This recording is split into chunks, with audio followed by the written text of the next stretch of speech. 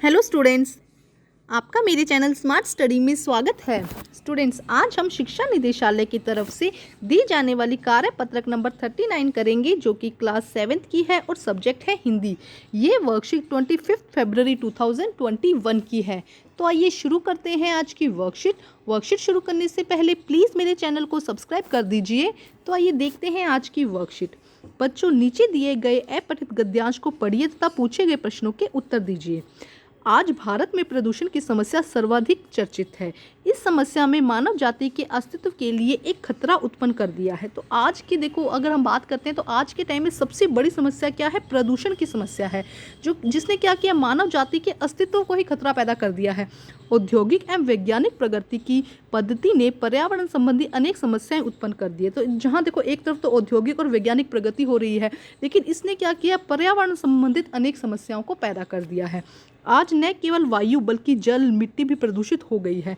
बढ़ती हुई जनसंख्या की आवश्यकता की पूर्ति के लिए हम अधिक पैदावार चाहते हैं, जिसके लिए हम रासायनिक खादों का प्रयोग करके भूमि को प्रदूषित कर रहे हैं। तो अब देखो क्या हो रहा है कि अगर जनसंख्या बढ़ रही है तो क्या होगा, पैदावार हमें अधिक चाहिए, और अधिक पैदावार चाहने के लिए हम क्या कर रहे हैं, रासायनिक खादों का यूज़ कर रहे हैं, जिससे कि क्या हो रहा है, एक तो जो फसल हो रही है उसमें क्या हो रहे हैं, केमिकल्स जा रहे हैं। उसके अलावा जो भूमि है जहाँ वो उगाई जा रही है, वहाँ पे वो जो भूमि है वो भी क्या हो रही है, प्रदूषित हो रही है।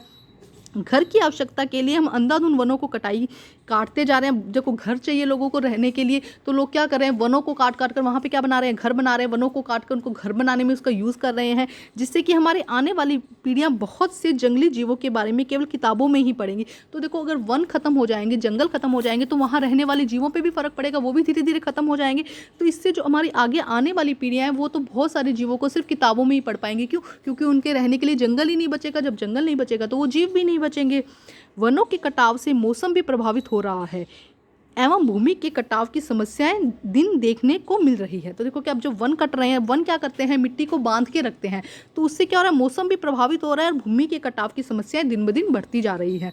वैज्ञानिक पद्धतियों में देखा जा रहा है कि कल कारखाने नदियों के किनारे बसाए जा रहे हैं। अब देखो क्या कहा जा रहा है कि अब लोगों की क्या है, जनसंख्या बढ़ रही है, तो क्या करे जा रहे हैं, जो कल कारखाने, जो कारखाने, इंडस्ट्रीज़ है, वो कहाँ बनाई जा रही है, नदियों के किनारे पर, क्योंकि वेस्ट मटेरियल फेंकना आसान हो जाता है, ताकि उसकी गंदगी को आसानी से नदियों में बहाया जा सके और अतिरिक्त व्यय से बचा जा सके। मतलब बाहर जाके फेंकना, उस व्यय से, उस खर्चे से बचने के लिए नदियों के किनारे आसपास बना दो, जिससे फटाफट यहीं कचरे का निपटान कर दो। लेकिन इस कारण से हो क्या रहा है, इस बहाव के कारण आज जल इतना प्रदूषित हो गया है कि जलीय जीवों की संख्या लगातार घटती जा रही है। अब देखो, नदियों में अगर गंदा जो केमिकल है या वेस्ट हम डाल देंगे, तो वहाँ जो जलीय जीव रह रहे हैं उनकी रहने की समस्या हो जाएगी, उनको दिक्कत होगी ना वहाँ पे रहने के लिए।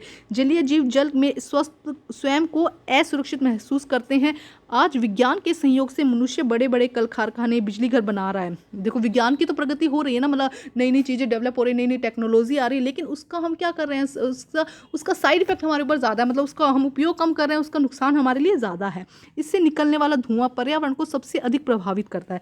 अब अलग अलग कारखाने बनाए गए हैं, इंडस्ट्रीज बनाई गई, उससे निकलता है धुआं, और वो क्या है, पर्यावरण को बहुत ज़्यादा प्रदूषित करता है। प्रदूषण के कारण जीवन रक्षक माने जाने वाली ओजोन परत में भी छिद्र हो गया है।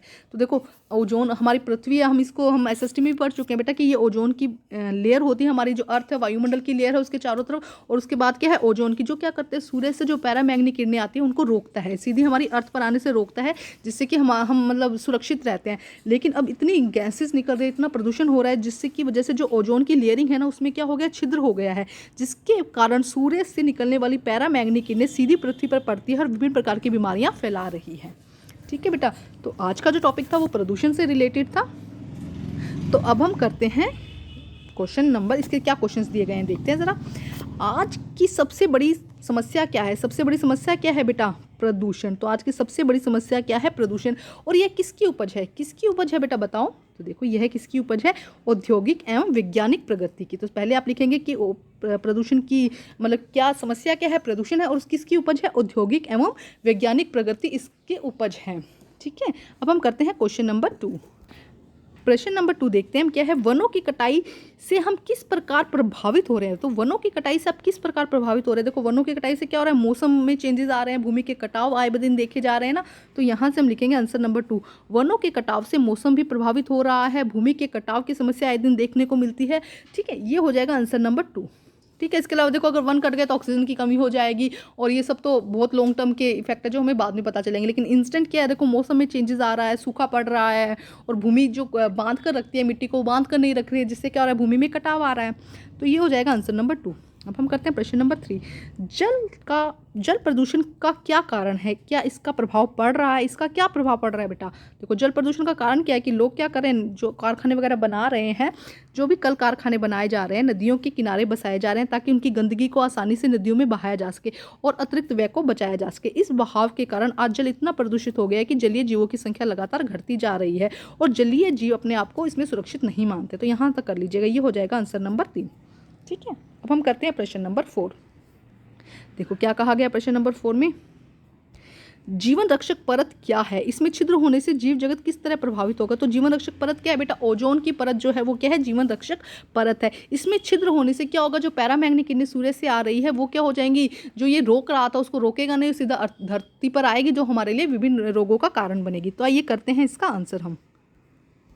तो आइए करते हैं इसका आंसर। देखो जीवन रक्षक परत ओजोन है, जिसमें छिद्र होने के कारण पैरामैग्नेटिक किरणें धरती पर पड़ती है तथा इससे सभी प्रकार के जीव जंतु प्रभावित होते हैं और कई तरह की बीमारियां भी हो सकती है। ठीक है। तो ये है आंसर नंबर 4 का। तो आज की जो वर्कशीट है वो कंप्लीट होती है। वर्कशीट कंप्लीट करके अपने टीचर से चेक कराइए, और प्लीज़ मेरे चैनल को लाइक कीजिए, सब्सक्राइब कीजिए और शेयर कीजिए। Thank you students.